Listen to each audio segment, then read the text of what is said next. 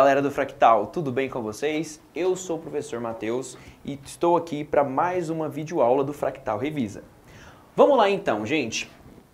Para a galerinha que vai ter prova nessa semana, o que vai cair para vocês? O que a gente estudou? Estudamos aminoácidos, proteínas e os ácidos nucleicos. Mas disso tudo, o que você tem que focar? O que você tem que se dedicar? Proteína. Proteína é de suma importância. Vamos observar aqui alguns tópicos importantes. Primeiro, toda proteína é constituída majoritariamente por aminoácidos. Esses aminoácidos estão unidos por ligação peptídica. Lembrando que essa ligação peptídica ocorre por uma síntese por desidratação. Então você tem a união dos aminoácidos perdendo uma molécula de água, beleza? Esses aminoácidos, eles vão se unindo, formando os peptídeos. E esses peptídeos, nós já podemos, considerar que são o início de uma proteína, que vai ter lá diversos aminoácidos. Lembre-se sempre que uma proteína ela vai ser diferente uma da outra, principalmente pela quantidade de aminoácidos, pelo tipo de aminoácido que vai estar compondo a sua estrutura e até mesmo pela posição dos aminoácidos. Essa estrutura proteica, ela pode ser primária, secundária, terciária ou quaternária. Dá para perceber que o que vai mudar da primária até a quaternária vai ser a sua complexidade estrutural. Então, uma estrutura primária, ela é simples, mais linear. Uma estrutura quaternária já é um aglomerado, que para a gente parece ser super caótico. Mas para o nosso organismo faz todo o sentido. Uma proteína, ela muitas vezes precisa se encaixar em outra proteína para que a reação metabólica aconteça. Então, essa estrutura é de suma importância. E cada tipo de proteína vai ter uma fórmula estrutural diferente. Se a gente modifica essa estrutura, pode ser que ela não funcione mais. Aí a gente entra onde? Na desnaturação proteica. Essa desnaturação funciona da seguinte forma. Toda proteína tem uma estrutura ideal, um pH ideal e uma temperatura ideal. Como assim, professor? Vamos supor essa estrutura aqui, ó. Essa estrutura é de uma proteína X. Para ela ficar nesse formato, ela tem que estar, vamos jogar aqui, ó, em 20 graus Celsius e um pH neutro. Agora, se você muda o pH, muda a temperatura, ela vai mudar a sua estrutura. Então, coloquei aqui, ó, 40 graus Celsius e joguei o pH de neutro para um pH ácido, um pH de 3. Ela vai funcionar? Não mais. Algumas proteínas, se você voltar para a temperatura e para o pH ideal, ela também vai voltar à sua estrutura. Essas são aquelas reações reversíveis. Por exemplo, quando a gente passa chapinha no cabelo e depois joga água, o cabelo pode voltar a enrolar, porque é uma desnaturação reversível. Agora o ovo não. Você cozinhou o ovo, desnaturou a proteína do ovo. Se você jogar ele de volta na geladeira, ele não vai voltar para o seu estado natural. É uma desnaturação irreversível. Beleza? Lá no nosso material tem tudo isso muito bem explicado. Lembrando sempre, o Fractal Revisa é para dar um guia para vocês. Te mostrar o que é muito importante, o que é muito relevante e o que não pode ficar fora dos seus estudos. Tá bom? Continuando. Outro ponto de extrema importância quando se refere às proteínas são as enzimas. Porque as enzimas são catalisadores. Como assim catalisadores? Elas vão acelerar uma reação. Como que elas aceleram uma reação? Diminuindo a energia necessária para a ativação dela. Como assim? O nosso corpo precisa quebrar o lipídio. Então, quando você come alguma coisa que tem lipídio, ele precisa ser quebrado. Para ele ser quebrado, precisa de uma enzima. A enzima vai ser a lipase, ela que vai acelerar o processo, diminuindo a energia necessária para ativação, fazendo com que isso aconteça de forma muito mais eficiente para o nosso organismo. Então, se as enzimas são feitas de proteínas, também entra nesses critérios para desnaturação. Então tem o pH ideal e uma temperatura ideal. E a mudança de formato, consequentemente, vai diminuir a sua eficiência. Veja comigo aqui nesse gráfico como que funciona. Aqui no eixo Y nós temos a velocidade e no eixo X a temperatura. Enzima 1 e enzima 2. Perceba que a enzima 1 começa a ter eficiência a partir de 10 graus Celsius. Só que o seu pico, a sua eficiência máxima, se dá aqui, ó,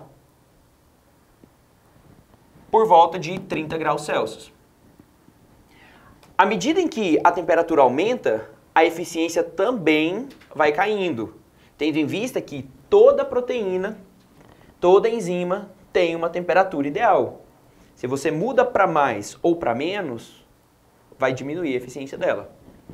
Então, no caso aqui, a enzima número 1, a temperatura ideal de funcionamento dela é 30 graus. A enzima número 2, a gente faz a mesma coisa. Traça lá no ponto máximo dela, vê a temperatura que bate aqui embaixo e percebemos que está próximo de 50 graus. Então, temperatura ideal de funcionamento da enzima 1, 30 graus. Temperatura ideal de funcionamento da enzima 2, 50 graus. Tudo bem? Qual é a temperatura em que as duas têm um funcionamento? Mesmo que sendo mínimo, mas elas ainda conseguem funcionar. Essa daqui, ó. Tá vendo esse ponto de encontro das duas? Esse ponto comum é em torno de 40 graus. Tá certo que a velocidade dela ainda é muito baixa do que o ideal, mas nesse ponto ainda pode ter um funcionamento. Esses tópicos aqui são importantes para vocês terem conceitos. Agora, como que eu posso aplicar isso em uma situação? Como que eu posso aplicar cada um desses conhecimentos aqui em uma situação problema? Vamos pegar aqui o seguinte, febre. Quando o nosso corpo tem uma infecção, ainda mais infecções grandes, generalizadas e assim por diante, é comum o surgimento da febre. A febre, ela nada mais é do que um mecanismo de defesa do seu organismo, para fazer com que a temperatura interna seja fora do ideal do que a temperatura dos organismos que estão causando algum problema para você precisam. Por exemplo, uma bactéria que está dentro do seu organismo causando infecção, ela está ali na temperatura ideal, próxima de 36, 37 graus. Se a sua temperatura aumenta por volta de 38, 39, não vai ser legal para essa bactéria. E muitas delas podem morrer. Por quê? Porque as enzimas que fazem com que o sistema metabólico dela funcione vai começar a diminuir a eficiência e aí elas podem morrer. E isso livra o seu corpo da infecção. Porém, existe um grande problema. As nossas enzimas também precisam dessa temperatura, entre 36 e 37 graus. Se você aumenta, o próprio corpo começa a dar problema. Então, é uma medida desesperada, que é eficiente em alguns casos, mas se a temperatura for alta demais, todo mundo morre. Certo? Então, esse exemplo que eu acabei de dar é um exemplo que pode vir a cair na prova de vocês, aonde você relaciona esses conceitos com uma situação problema. Beleza? Esse daqui, então, foi o primeiro tópico. Proteína. Proteína, gente, é muito importante. Vai por mim. É muito, muito, muito importante. Foca nesses estudos, aparece aí no plantão, caso tenha alguma dúvida, e pega o material e vai fazer os resuminhos de vocês, vai estudar, tá bom? Eu vou agora escolher alguns exercícios da lista para a gente fazer aqui, beleza? Vamos lá. Bom, os exercícios que eu separei para vocês são o exercício 3 e o exercício número 6. Vamos lá, acompanha comigo. Número 3. As proteínas são macromoléculas formadas por um conjunto de aminoácidos unido entre si pelas ligações peptídicas. A sequência desses aminoácidos determina o tipo de proteína que será sintetizada, bem como sua forma funcional, o que permitem atuarem especificadamente em diversas vias metabólicas. Por qual motivo, em um estado febril, a elevação da temperatura corpórea leva a uma perda das funções das proteínas? Opa, essa daqui, ó, a gente acabou de comentar sobre ela. O estado febril eleva a temperatura corporal, o que faz com que a temperatura ideal da enzima seja diferente. Ou seja, o rendimento dela vai cair, a eficiência dela vai cair. E se a eficiência dela cai, a função dela pode até ser perdida, caso ocorra a desnaturação. Então, em resumo, toda proteína, toda enzima tem uma temperatura ideal. Se você muda essa temperatura, você acaba desnaturando ela, o que vai reduzindo gradativamente a sua eficiência. Beleza? Bom, essa foi então a número 3. Tranquilo, né? Agora vamos para a número 6.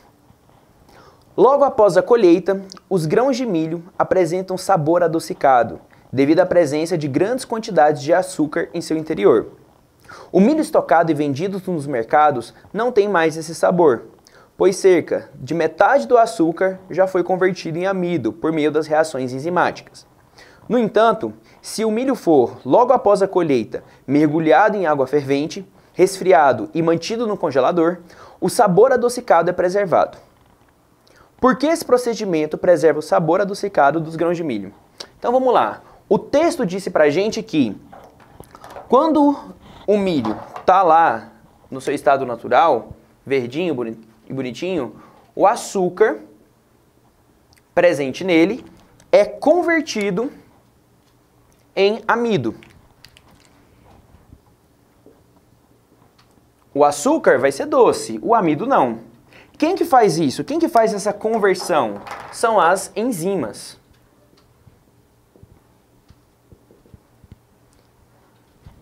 Então, pera lá. Se naturalmente isso daqui acontece, o que aconteceria se logo após a colheita eu mergulhar esse milho em água fervente? Olha lá o que o texto falou. No entanto, se o milho for, logo após a colheita, mergulhado em água fervente, resfriado e mantido no congelador, o sabor adocicado é preservado. Uai, professor, então peraí. Se toda enzima tem uma temperatura ideal, assim que eu faço a colheita do milho, que ainda está cheio de açúcar, e jogo água fervente nele, ou então coloco ele em água fervente, a temperatura vai mudar. E essa enzima vai desnaturar e parar de funcionar. Se ela para de funcionar, o açúcar será preservado, não vai ser convertido em amido. Agora, qual que é a importância de você levar ela na geladeira e deixar lá congelado para poder durar mais tempo?